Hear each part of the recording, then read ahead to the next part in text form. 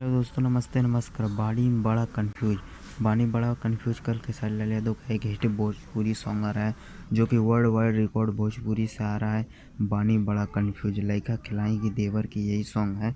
बानी बड़ा confuse album का नाम यही किया गया है और कल आ रहा है वर्ल्ड वाइड रिकॉर्ड भोजपुरी से 14 तारीख को और 6 बजे आ रहा है वर्ल्ड वाइड रिकॉर्ड भोजपुरी से।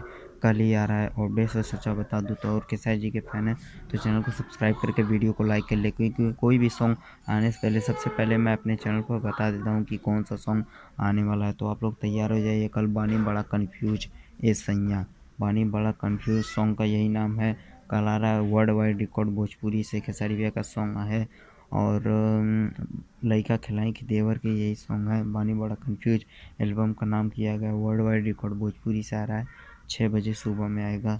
तो चलिए मैंने समय पर वीडियो को यहीं पे ख़त्म किया। जय हिंद, जय भारत, जय भोजपुरी।